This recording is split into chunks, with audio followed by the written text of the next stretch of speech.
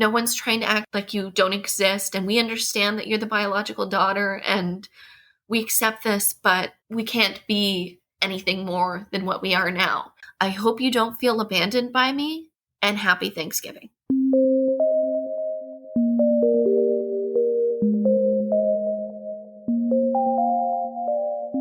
Hello, you are listening to NPE Stories. This is a podcast where NPEs can share their story.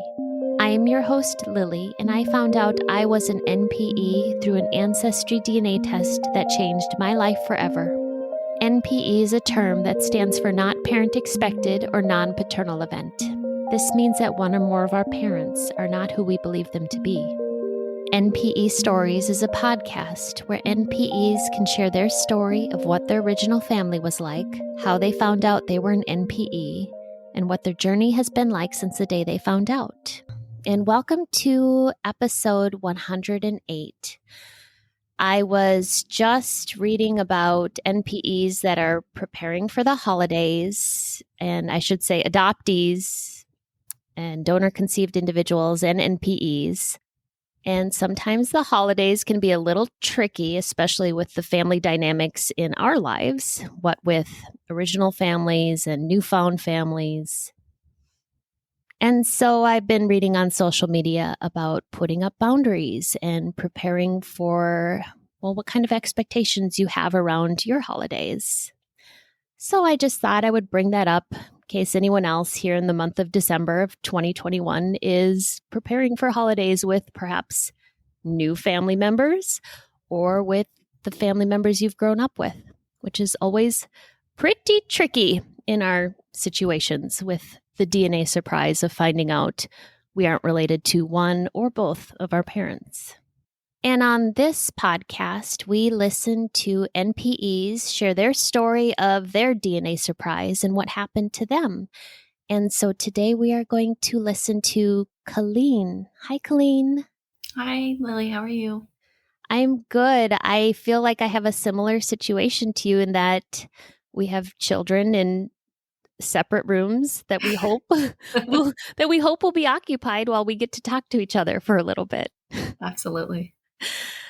She's 4, you said? Yes, she turned 4 last month. Oh, sweet. Oh, you have a little one. Mm-hmm. Well, so do I. Well, I don't have a 4-year-old anymore. My children are grade school now, but let's go ahead and get into your story today with what time you can allow us. And why don't you start with your original family, and when you're ready, take it into how you found out you were an NPE. Sure.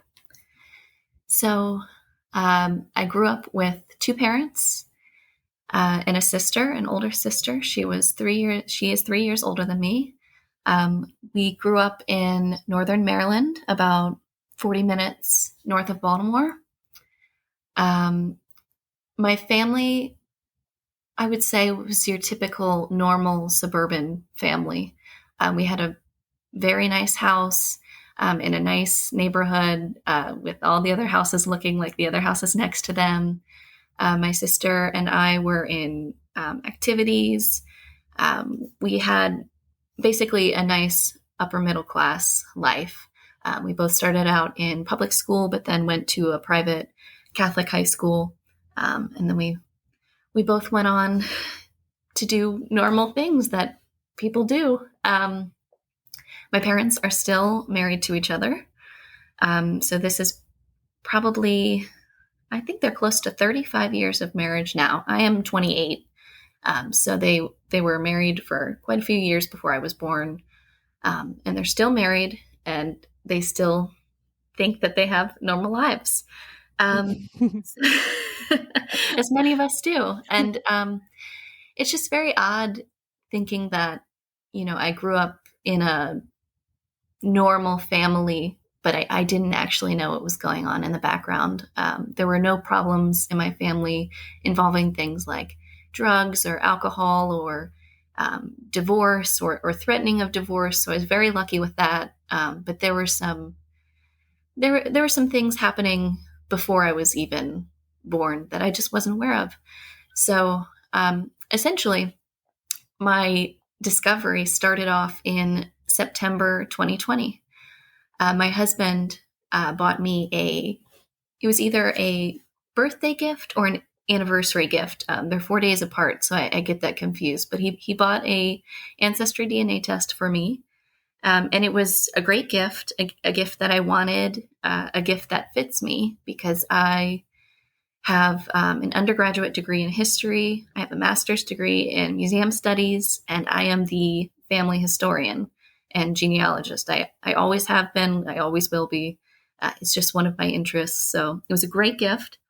Um, wasn't expecting to find out anything really that I didn't already know, although my great grandmother, so my mom, on my mom's side, she was adopted. So I was thinking maybe I would get some more information on maybe, I didn't know if I could connect to family members on her side. I didn't know if I'd be able to figure that out, or, just to see if I might gain any other information. Because at this point I had a very, very, very large family tree on Ancestry, and it has only exploded further since then. So I took the test. I didn't really think anything of it. I was excited to get my results back, and eventually I got them early September 2020. It was a few days before my husband and my daughter and I were going on a camping trip. I opened the email, and it said your results are in, and I clicked on it, and I honestly, right away, I did not know that anything was wrong. I should have. I think my brain was probably protecting me at that point, because just from most people, when they get the results, they just look at the breakdown pie chart of your ethnicity. And that's the first thing I looked at. And I should have noticed that there was something going on when I didn't see any Irish. Because my dad, the dad I grew up with, is very Irish. And that was something I grew up with, being proud of. That's why my parents picked my name. Colleen means Irish girl. It means little girl in Irish and Gaelic. So that was a big part of growing up. I mean, my dad's name is extremely, his first and middle name is extremely Irish. And we even went to Ireland as part of a family trip. My dad had a work trip, and we tacked on, we did Ireland and Scotland in one trip. And that was kind of like going back to our roots, and I felt connected there. But on my pie chart, there was no Irish, and I didn't see it at the time, but it wasn't there. And my dad had taken a DNA test a few years ago. I had forgotten about it, honestly, until a couple months after my discovery. But he did take an ancestry DNA test, and I wasn't sure if he had elected to do the DNA matches. I wasn't sure if he was still private or any of that, but he was not on my matches. But everything else looked to be what I expected. There was German, there was English, there was Welsh, there was Norwegian and Swedish, which was a surprise to me, but it didn't seem so far outside the box that I was really questioning, because I thought it's all in the European area. So I didn't have anything that was so far removed that it would make me realize immediately that there was something wrong. So I saw my pie chart. I thought it was cool. I clicked on the DNA relatives, and I didn't recognize anybody, but that didn't really ring any alarm bells, because my family is extremely small. I grew up with one sister, and we had no cousins. My mom's sister and her husband never had any children, and my dad had two siblings, and they never had any children either, and they have both passed away. So my family is extremely small, so it's not as if there was a close cousin that wasn't popping up that I was, concerned why they weren't on there. I also, like I said, my great-grandmother was adopted, so I was expecting to have people on there that I didn't know their names, and I didn't know how we'd be connected, so that there really wasn't anything that surprised me. There might have been a couple of people towards the top that I very quickly knew as my mom's side, because she's a very distinct maiden name. It's very odd. I say it and people look at me funny. So there might have been one or two of those, but beyond that, I didn't recognize anybody, but it didn't matter to me. So I get the results, and later that afternoon, my mom was actually coming over to our home. I actually don't know why she was coming over. It was random. She lived about 2.5 hours away, and I think she was stopping by on her way home back from a trip or something, and she was dropping a few things off maybe. But she was just randomly there, and I said, "Oh, hey, Mom, look, I have my Ancestry DNA results." And I showed her the pie chart, and she thought it was really cool. And then I showed her the DNA matches. And as soon as she saw the computer, her face turned white. And I've never seen the look that my mom gave me that day. I can still see it, and it's been over a year. It's almost a year and a half now. And she started to say something. She looked at me and she started to say something. And then she caught herself and she said, "Oh, never mind." And I could tell that she was thinking something really serious. And, I told her that I wasn't letting her leave until she completed the sentence. She looked at me and she said, "There might be a problem with your DNA." And I looked at her and I had no idea what she was talking about. And then I think her next question was, "How accurate are these tests?" And I said, DNA is science. It's,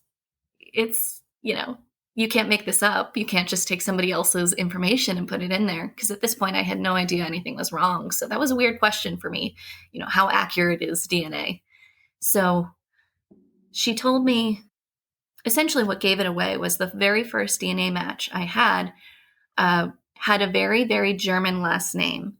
And a German last name I had never heard before. And if you heard it, you would remember it forever. It's a very distinct, it's not like a Smith or a Jones or anything like that. So she looked at me and she said that I was related to someone that she knew, but it wasn't through my father. And she eventually told me that my biological father was my dad's best friend and was actually my sister's godfather. Now, I didn't grow up knowing this man. I think I had heard his first name a few times.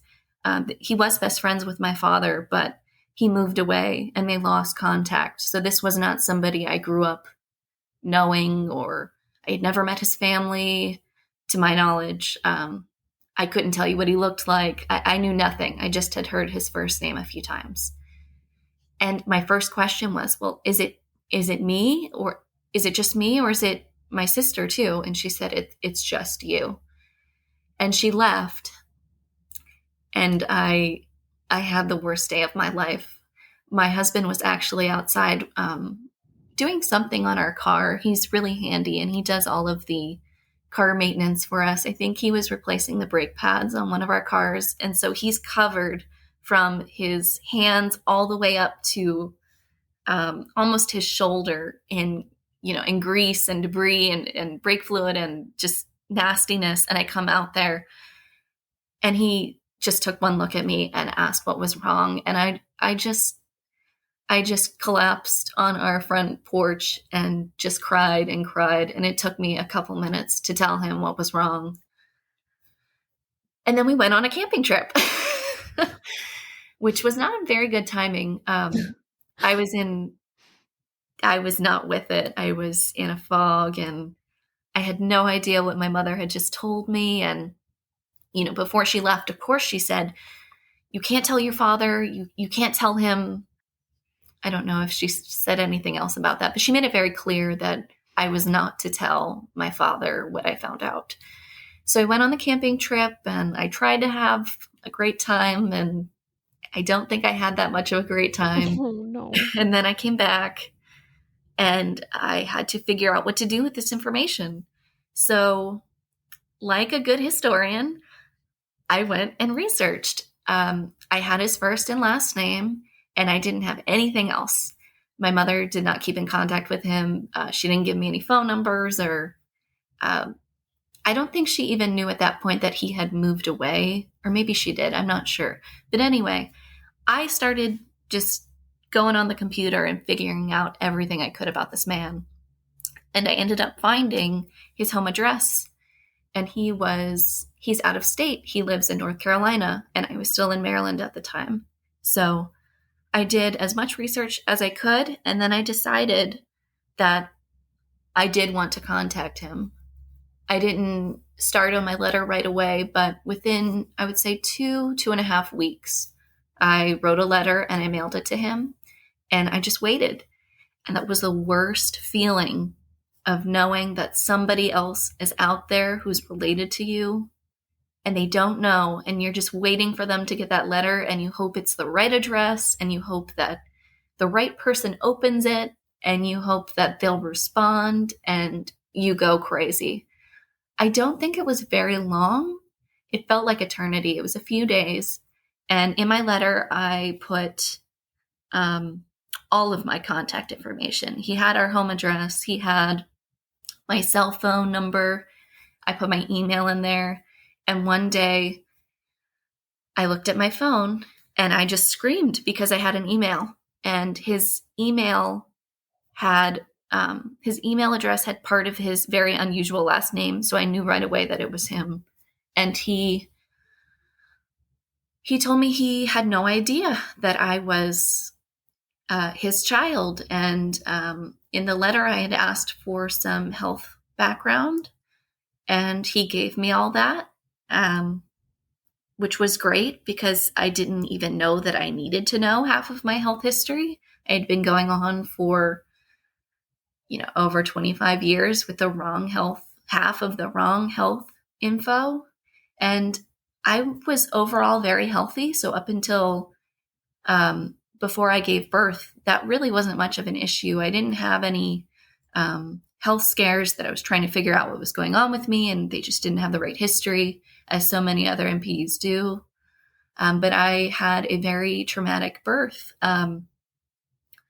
I didn't have any issues until I was pushing, but I essentially ended up with postpartum preeclampsia. And once you have that, you're at risk for heart disease.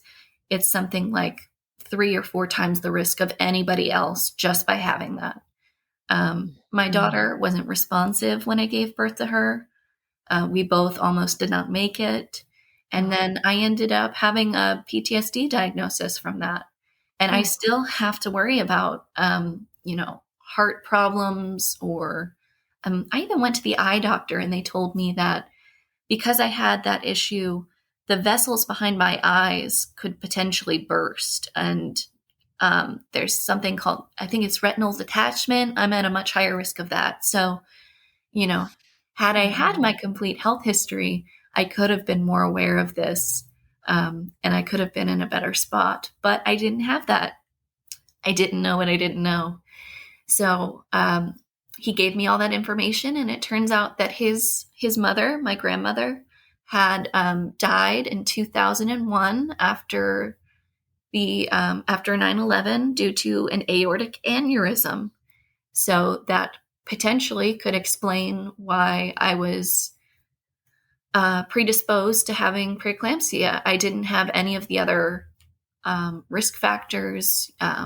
My age, I wasn't too young and I wasn't too old. I didn't smoke. I didn't have an unusual amount of stress.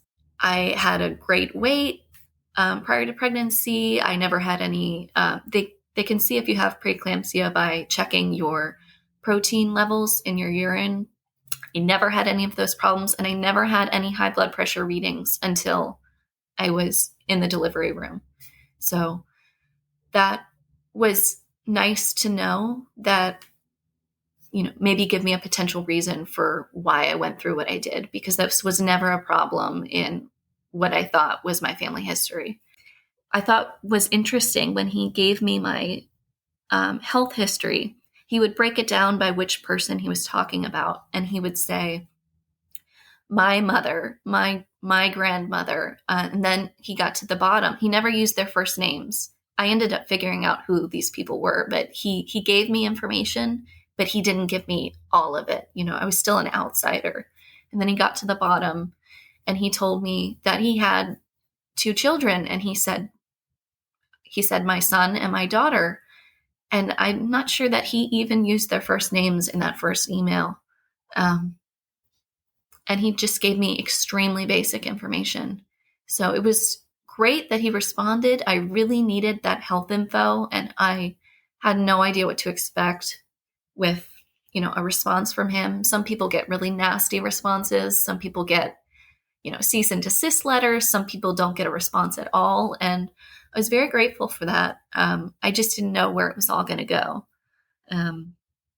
We ended up talking over email for about a year. He had requested that we, in that first letter, that he emailed me, because he said he didn't want me to wait for a response in the mail, like through the postal service. So he emailed it. He said that he would prefer contact over email.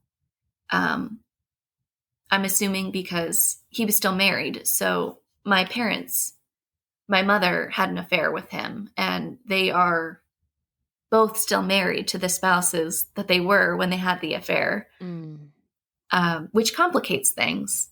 Yes. So he requested we speak over email, and I thought that was fine. I wanted to give him time to be comfortable, and I didn't know him either. So we would talk, not super regularly, but just, every once in a while we would talk. I would ask him a few questions and he would answer, and nothing really was progressing. I did tell him that I had an interest in meeting, or at least speaking to my half-siblings. I was very upfront with this from the beginning. I told him that I come from a very, very small family. Most of my family members have died. I have an interest in genealogy, and family ties are very important to me. And so I wanted to, incorporate these people into my life in whatever way they felt comfortable. And he would put it off and put it off. And I told him I had an interest in meeting him, and things just didn't go anywhere until I think this was about April of 2021, when eventually we did finally meet. I told him that it was very important to me, and he actually flew in from out of state. He got a rental car. He got a hotel. We met. I brought my husband with me. We met and got some cheesesteaks at my favorite place in Annapolis, and because that's close to where we were living at the time. And we talked, and he was there for 2 hours, and then he made up an excuse to leave. And he was there overnight, and he had plenty of time. He had told me this in advance. That's how I knew that. So he just felt the need to leave. He either was overwhelmed or didn't want to deal with it anymore. But, when you first meet someone, you have all these questions, and you don't want to ask all the questions right at once within 5 minutes of meeting your father. And so there were a lot of things that I didn't ask him because I thought we had more time. And it was great to see him in person. But the visit just left me wanting more, and just more disappointed than I was before we started. So, back to the occasional emails when he was, not hiding from his wife or traveling. I would wait weeks in between email responses. And so it's not a very good situation with him.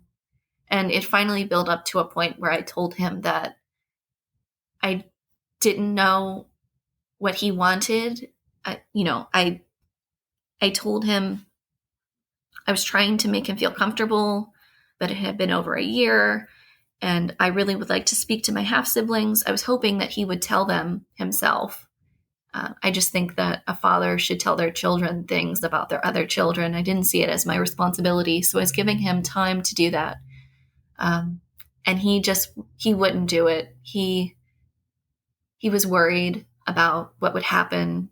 In his original letter, he even said that one of his grandkids, he had some health issues when he was first born. He needed a lot of assistance with learning how to walk. And to my knowledge, he may still need some services, but he is very well integrated into life and is overall very healthy, and it appears to be happy. But he used that as kind of like I can't really tell anyone about you because I have this grandkid that I'm really worried about. And people have given up so much and I just can't rock the boat. So he would give me excuses of why he couldn't be more involved. I mean, at this point, it had been over a year and I don't even have his phone number. I've never heard him speak on the phone. I've met him. I've spent 2 hours with him total, and I've only emailed with him. And that's just not a great relationship. I mean, even with someone that you didn't know you were related to. That is brutal. That is brutal. Wow. Well, it gets Hurts. worse. It gets worse because I got to the point where I told him that I was going to reach out to my half siblings. I had given him so much time to do it himself, and it just became very clear that he wasn't going to do it for whatever reason. He was scared. He was selfish. All of the above. So I found their mailing addresses and I mailed them letters, and just very, I got this test as a gift. I didn't know what it meant at the time, but I found out that um, that we're related. And I even told them both in the letter that, I matched to my half brother on Ancestry just to make sure like they could go back and look and see that I wasn't lying. I wasn't a scammer. And that they could verify that we are related. So I sent them letters and I just gave a heads up to my biological father. And he told me that that I picked a really bad time to do that because they were all going away for one big family vacation, all of them. And he also told me that he told both of them not to open my letters until after they got back from the trip. Wow. And so I'm 28 and my half brother and half sister are several years older than me. They're in their mid to late 30s. So you have a father telling their grown children to not open a letter from someone that they don't know.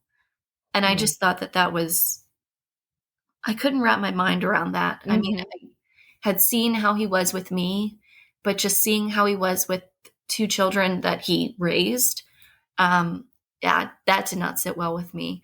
But I'm pretty sure my half brother did not listen to him because I saw that he had logged into Ancestry. When I first matched with him, when I got my DNA results back, I checked to see like if he had logged in and what his activity was.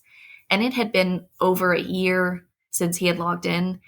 And when I checked around the time that my biological father told me that he told the children not to open my letters, my half brother showed up as being active that day. Oh, yep. So there you go. Yeah. So I'm pretty sure that he at least was aware at that time. I didn't know if he told his half sister, but I mean, I would have. So I kind of was assuming at this point, I was operating under the assumption that both of them knew and he knew, and that was it. So they got back from their vacation and I didn't get a response from them. And I asked my biological father in an email a couple of weeks. I gave them first, a day goes by and you're like, oh, it hasn't gotten there. And then a week goes by and then you're thinking, oh, well, maybe they're just busy. And then 2 weeks goes by and you think, well, maybe they just don't want to talk. So I gave it weeks and weeks and weeks. And then I finally asked him, have they said anything about my letter? I haven't heard from them. And I didn't want to bombard them with additional letters. I just was kind of hoping to see if they got the letter and if he could ascertain their feelings about the situation, because I don't know these people. And he told me that he hadn't had a chance to talk to them.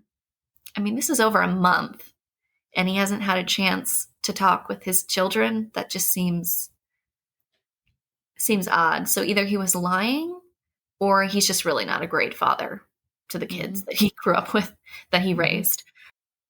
So still to this day, I have not heard from my half siblings. I got to a breaking point about it was last month. I think it was a month exactly. I sent him an email. I think I had taken a break from communication with him. And I think what prompted me to send this last email was I had started therapy again. This is my third time. Um, some of it for my PTSD issues with my traumatic birth, but my new therapist has really brought home the idea that all of these things are connected. Like I said, I grew up in a nice home. I didn't have any problems with, food or toys or clothes or any of that, but emotionally, it wasn't great. My physical needs were met, but my emotional needs were not. And so all of these things are connected. It's it's one huge problem that I'm trying to work through. So how I grew up, and then my traumatic birth, and then this crappy experience with this person that I want to be connected to, but doesn't want to take the time to be connected with me. It all bubbled over. And so after one of my recent sessions, I emailed him and I was just very blunt and very, this is what it is and I need some answers, or I just can't do it anymore. In my past emails, I would always be, really accommodating and dancing around the issue. And he would do the same. He would say, "Oh yeah, I want to connect with you," but then he wouldn't even answer questions directly. I would ask how things were with my half siblings, and he just would ignore it. So he would come off. He wasn't one of those people who would say mean, nasty, direct things to me. He would just dance around the issues and be indirectly rude and, gaslighting. And that's almost worse, because when you get a nasty message of, "Oh, you're terrible, don't talk to me," it's very clear. You have all the information you need, and you can very clearly say, "I don't want to be connected with this person because they're a bad person." But when you get like a couple of paragraphs and they aren't saying mean, direct things to you, you kind of think that you have a chance, and they let you go on with your hope and they string you along. And it takes time to realize that they aren't a good person either. And just because they didn't come out and directly say mean things to you doesn't mean that they aren't saying mean things to you. Completely. Yes, I know exactly what you're talking about. It's like, can't you just be directly a jerk, because I can sense it? Exactly. You're the gaslighting, the not answering, oh man. Oh, I'm so frustrated for you. Yeah. So I asked him, how do you want to go about this? I want to make a connection with you, but I feel like we're stalled out and I don't know where to go from here. What would you like to do? I asked him, I told him I still haven't heard anything from my half siblings, and is there any insight you can give to me, because I don't know your family dynamic. I haven't met any of you, and I just need some sort of information. I don't want to bother them again. Can you help me figure out what's going on? At this point, I thought maybe his wife was told, because at this point, he knows, my half siblings know, and I thought maybe there was a chance that my half siblings would have told their mother. But he sent me one last email, and I find out that that's not true. His wife still doesn't know, and he essentially told me that we can't ever have what I want, have some sort of connection with my half siblings, because if she is told about me, then she will right away divorce him, and she will make the kids choose between the parents. So essentially, I can't have what I want, or I can't even have like contact with them, because this woman is so terrible and will make everybody's life, terrible. And essentially, I would just complicate things, and they won't let that happen. and they have to protect their grandkids. And he went on and on about, these kids, we love them and they're important. And he has another grandkid. It's my kid. And my kid doesn't make the cut. And I just felt that was the worst email I had ever received. And then at the end of it, he said something like, no one's trying to act like you don't exist, and we understand that you're the biological daughter, and we accept this, but we can't be anything more than what we are now. And I hope you don't feel, he told me this a couple days before Thanksgiving, I hope you don't feel abandoned by me, and happy Thanksgiving. So I sent a response back, and I essentially told him, thanks for laying it out for me, because I've just been trying to figure out where we are. I told him that I was hurt, and if he could just pass a message on to my half siblings, if he could do that for me, and I won't get into what I said because it's going to make me cry more. If he could pass the message on for me, and at this point that I wasn't going to initiate email contact with him, I was hoping that, I would let him decide when he wanted to email me. And I told him, if there are important birthdays or, deaths or like important stuff, please tell me, like, keep me in the loop and I'll do the same. But, I essentially said, like, I can't do this right now. I just can't. And that was 3 weeks ago. And I haven't heard anything since. So it's... Oh my God, Colleen. I'm so sorry. What an asshole. Wow. He's really not who I wanted him to be. And it's so hard coming to that realization after a year. This whole process, it's been a realization of nobody is who I thought that they were. My mom says that she didn't know, all this time that she didn't know that I wasn't my dad that I grew up with, his biological child. And I didn't mention this earlier, but I look nothing like the rest of my family. I have always had a hard time gaining weight, except for my pregnancy, because I was retaining all this fluid beyond normal pregnancy weight. But in normal times, I've always had a really hard time gaining weight. I've always just been called petite. That's just my body type. My sister is over 6 foot, and she's like a double D, and she's just a very large person, like athletic, and we just look nothing alike. When I would meet new friends at school and they would find out that we were related, they wouldn't believe me. We don't look anything alike. Our personalities are nothing alike. My sister's extremely like sarcastic and funny, and I'm like totally not like that unless you really, really know me. And people would always say I looked exactly like my mom, and I do look exactly like my mom, but they were also saying that because I looked nothing like my dad. So she says she didn't know, but if she was with 2 men at the same time that I was conceived, and I came out looking completely different, she should have had some sort of inkling. And the way that she handled it with her first immediate words were, "Don't tell your father." I had a very hard time coming to terms with that. My mom was not who I thought she was. And my problem wasn't with the fact that she made a mistake.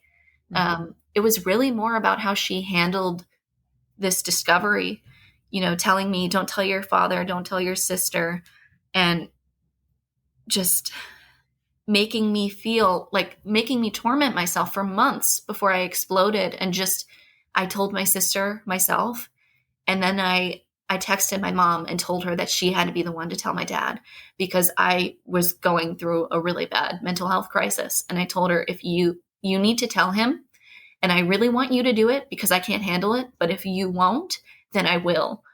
And I felt so much better once everybody knew, but it's still, she still put me through that. She still made me feel horrible. And my dad that I grew up with,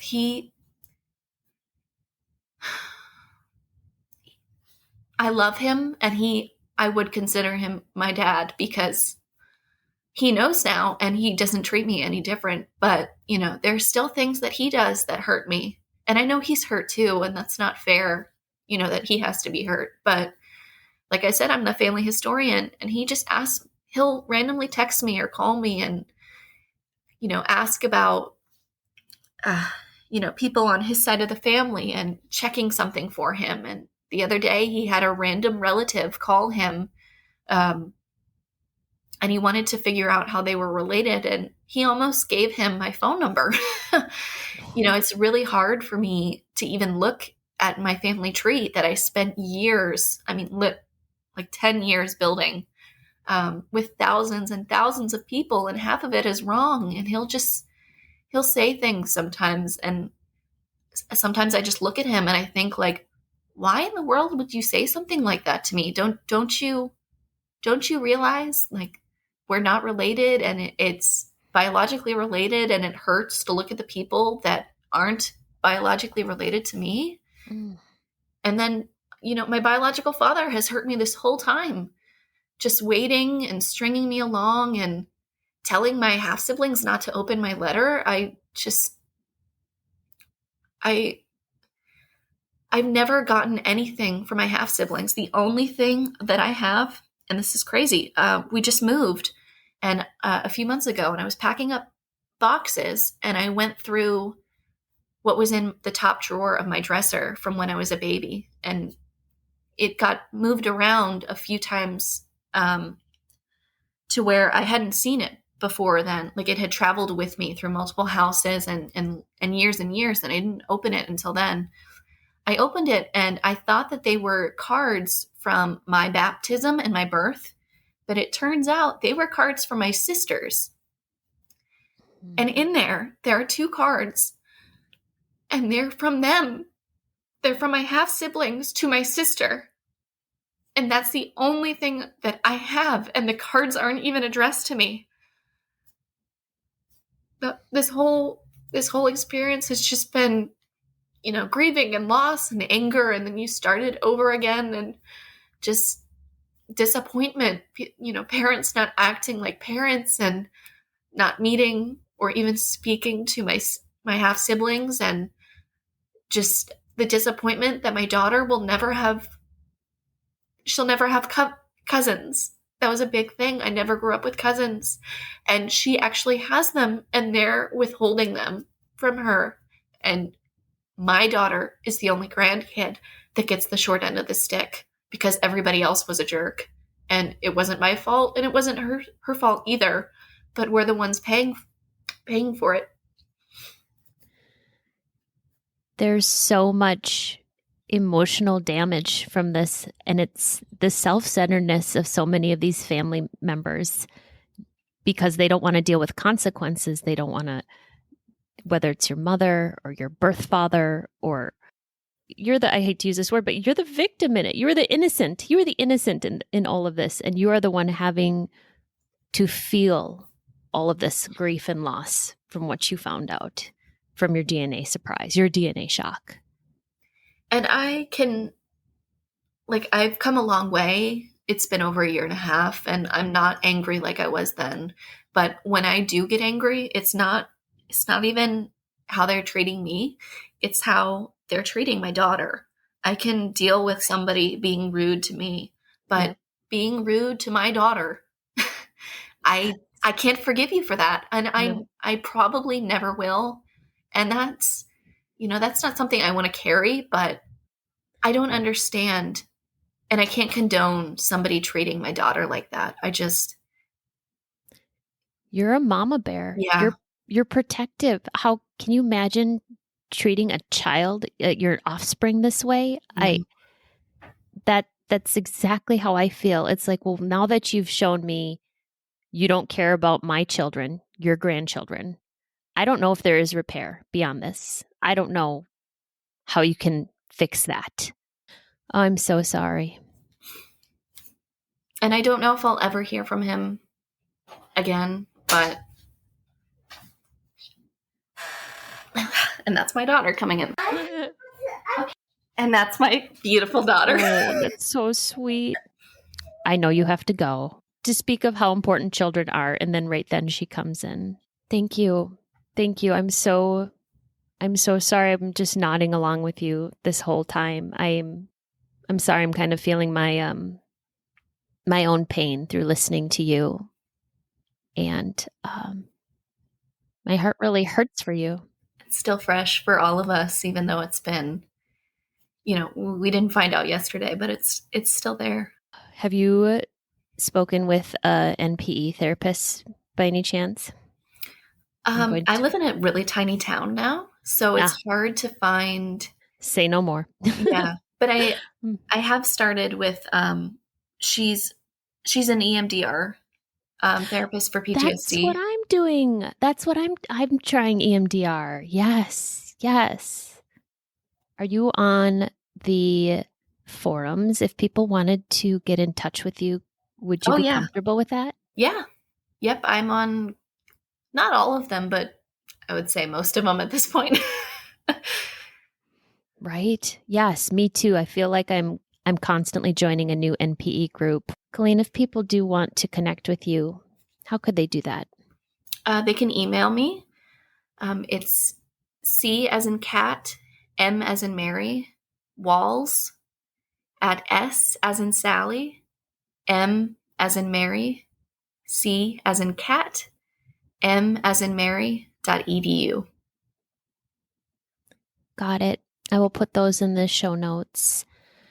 Thank you so much. I could have kept listening to you forever, and I know you have your daughter that needs you right now. Oh, she sounded sweet. I just heard her voice. Colleen, I'm so sorry that it is where it is right now, especially so fresh with what just happened with your most recent email from him. And thank you for sharing where you are at right now. Thank you so much for having me. It's so nice to actually be able to speak the whole experience, and even if the people involved don't hear it, it's helpful for me. So thank you very much. These stories are here for us to identify with. If you are an NPE and would like to share your story, email npestories@gmail.com. You do not have to give any identifying information. If you are an NPE and would like to share your story, I'd like to hear from you. Subscribe to this podcast to hear more. Come heal with us.